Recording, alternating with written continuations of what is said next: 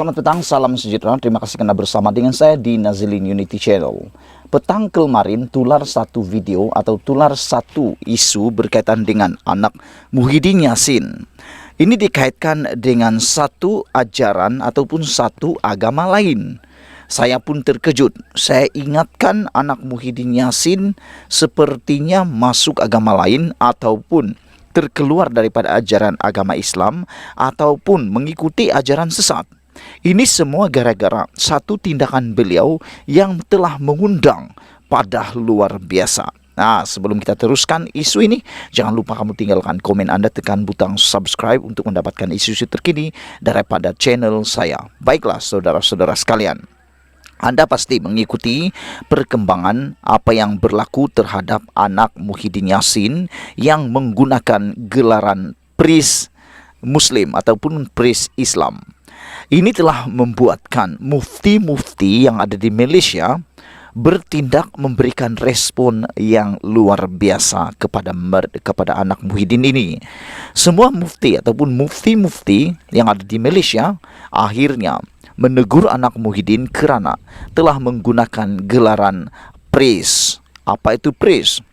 Kita teruskan ulasan ini. Sebelum kamu teruskan ulasan ini, jangan lupa kamu tinggalkan komen Anda tentang sikap dan tindakan luar biasa anak Muhyiddin ini yang mengejutkan umat Islam yang ada di Malaysia, juga mufti-mufti yang ada di Malaysia.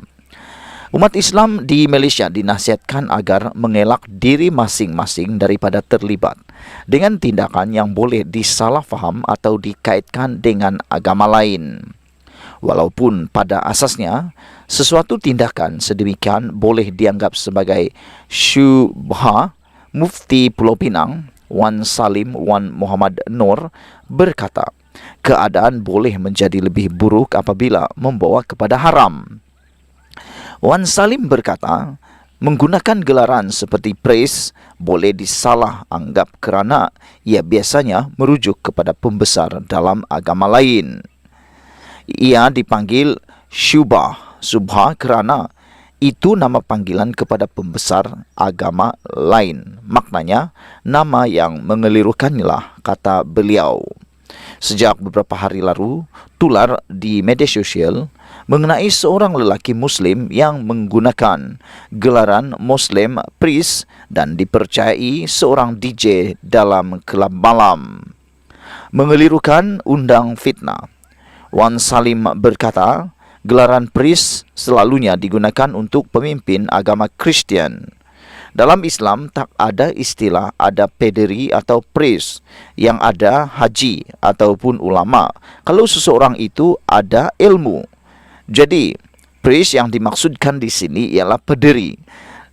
Apabila anak Muhyiddin menggunakan pederi Muslim ataupun Muslim pederi, ini membuatkan mufti yang ada di Malaysia telah pun menemplak, telah pun menegur beliau supaya tidak menggunakan gelaran itu kerana ianya mengelirukan dan jangan sampai ianya menjadi haram pula.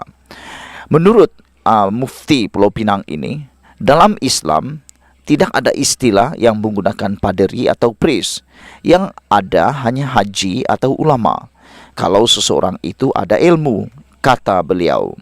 Justru istilah pederi atau priest itu digunakan dalam agama selain Islam, tepatnya agama Kristianlah, tambah beliau lagi. Pandangan sama turut dikongsi Mufti Kelantan Muhammad Syukri Muhammad yang berpendapat seseorang yang mengaku Islam tidak boleh berbuat perkara yang berkaitan agama lain pada diri mereka.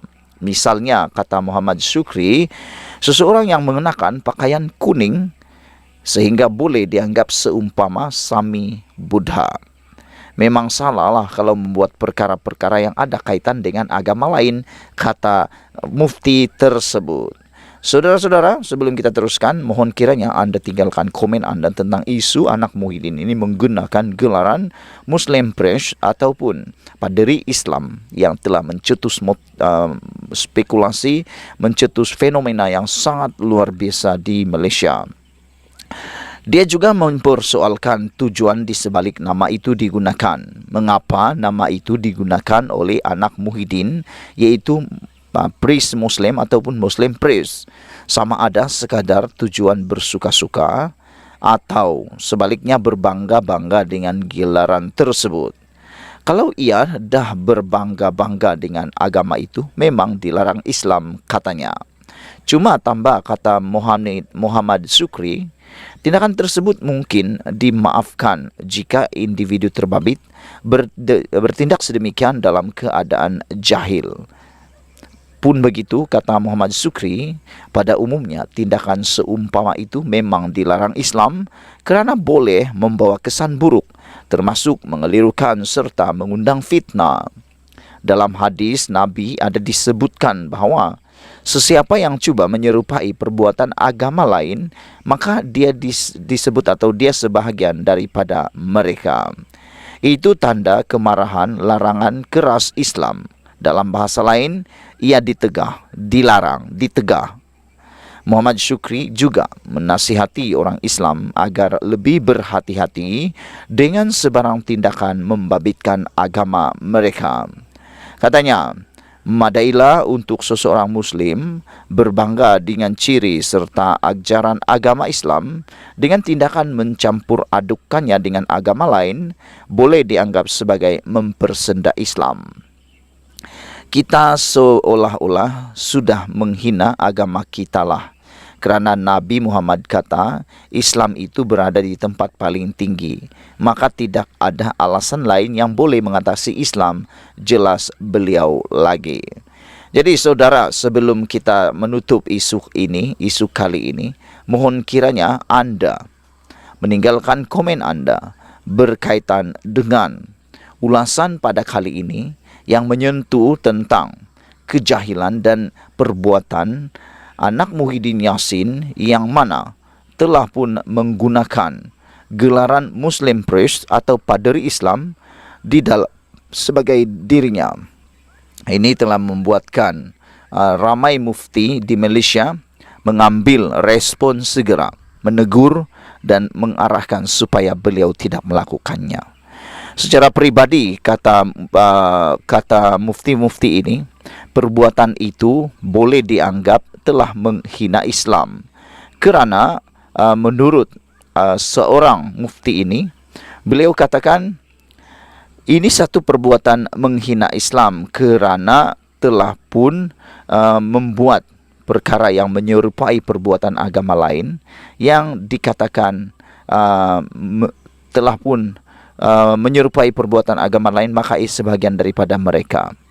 Ia tanda kemarahan atau larangan keras daripada agama Islam, dengan bahasa lain ditegah.